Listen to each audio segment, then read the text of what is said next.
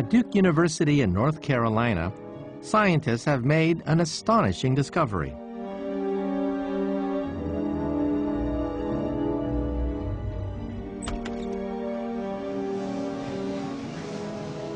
Welcome.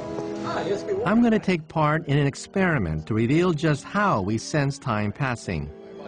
It's all down to something Warren Mech calls the stopwatch. So you believe that there's a stopwatch in my brain that's sort of ticking away, right? I mean, how can that be? Well, the idea is that there's a brain circuit in there that's very selective for keeping track of time. And that when we put you in the scanner, we can actually see that circuit at work. It's going to light up in some sense? Your machine's going to be able to look right in and see certain centers of the brain lighting up? Well, if we can get you to focus on just the duration of the events in there, that'll put a spotlight on this stopwatch. And so you're right, we're going to be able to activate it and just look right into the brain.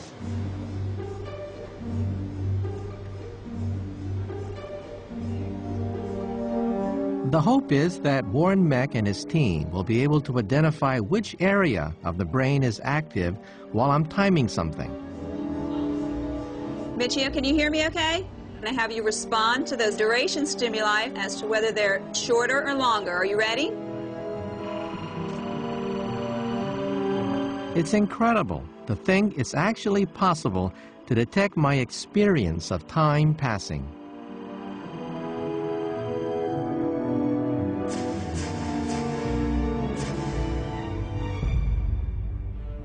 Anita just sent it over. Let's take a look. Oh, look at that. Oh, wow, that's my brain.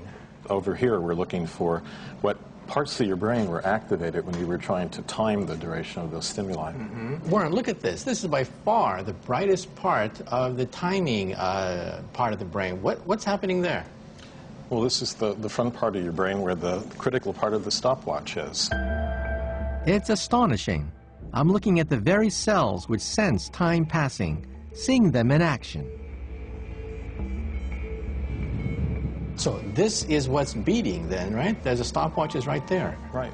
Now, what's inside there that is actually beating? Is it a chemical reaction? Is it a nervous reaction? And what is it inside there that's clicking away? Right. Well, there are thousands of brain cells inside of there that beat in a regulated fashion, and they serve as essentially the tick-tock of the stopwatch.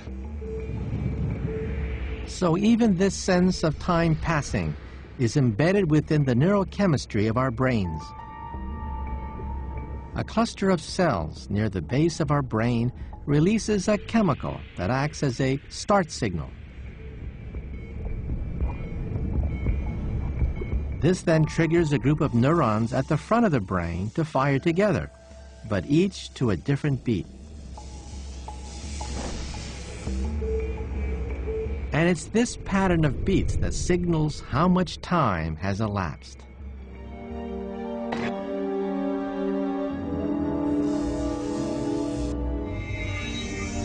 This process is happening constantly, without us even knowing it. We're continually timing the world around us.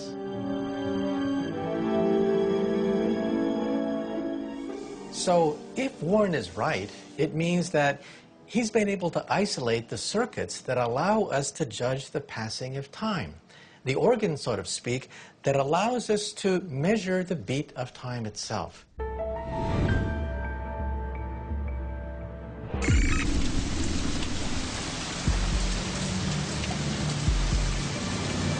The discovery of the stopwatch might even explain a bizarre phenomenon.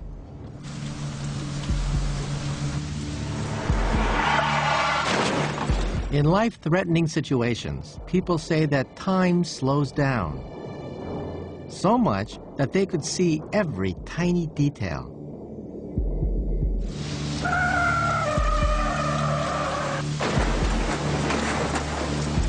The question is, does time really slow down? Or is it just imagined?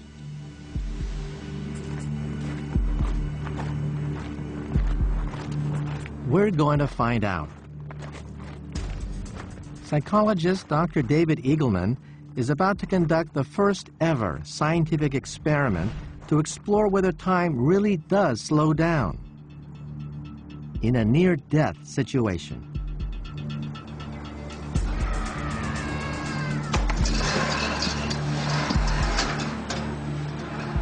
So in order to measure how fast people's brains are taking in information, we've built this device, which we call the perceptual chronometer. And the idea is that numbers flash very rapidly on this LED screen. They flash so rapidly that a normal brain under normal circumstances can't see what's being flashed here. But if time were running in slow motion, then you should be able to distinguish the numbers. Jesse Callis has volunteered to be our guinea pig. Can you see that there are numbers flashing on the screen here? Yes. Okay, these are flashing at a slow rate. If I Okay. speed this up, at some First, point... David has to make sure that Jesse can't read the numbers when time is running normally for him. That it's very difficult to read what the numbers are. It Yes, would be impossible. very difficult. Okay, and so are you able to read what's on the screen now? Yes. How about now? Yes. Okay. And here, can you read the number at all? No, not at all. Okay. Let's just do this number here. Yeah, great. Is that too tight? No, go ahead. There's no way to fake this test because if time is not running more slowly, they can't see the sequence.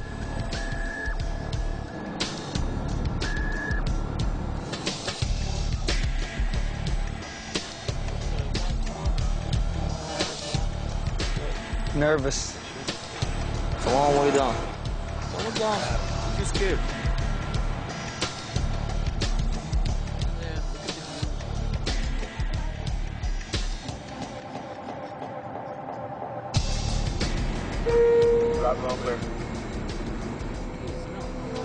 Jesse is about to free fall from a height of 33 meters, 12 stories above the ground.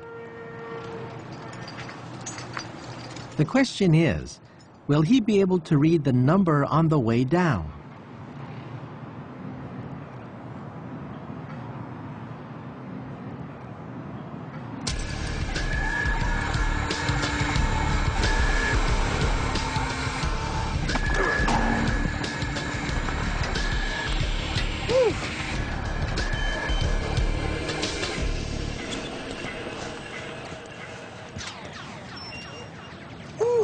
It's great. Jesse, did you see any numbers on the display? Yeah, 56. 56, all right, let's verify this. Okay, the number that was actually presented was a 5 and a 0, 50. The 0 happens to look a lot like a 6. So what this means is that, at least mostly, he was able to see a presentation rate that he was not able to see under normal circumstances. Maybe what we can do is try again and see if you get both the numbers right this time. Again? Again. Okay. Hey, I just watch your head on the side this time. I find this result fascinating. I would have loved it if he saw both numbers exactly correctly, but this at least suggests to me that he's able to take in information faster than he was before.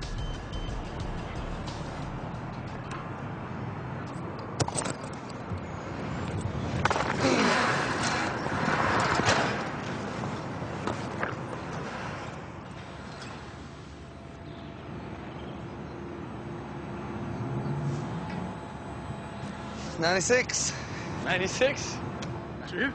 That's what I saw. The answer is 98. Hey, that's great. So for a second time, Jesse has seen a number very similar to the one on the screen. These results today are very encouraging because this is the first evidence that somebody's brain can speed up and they can see the world more slowly during a high adrenaline situation. This is the first demonstration that time really can slow down.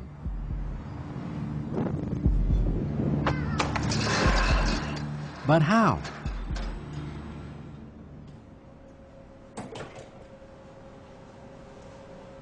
Back at Duke University, Warren Meck is exploring this remarkable phenomenon by giving mind-altering drugs to rats. We're particularly interested in drugs like cocaine and marijuana because we believe they can distort time perception by compressing time or lengthening time.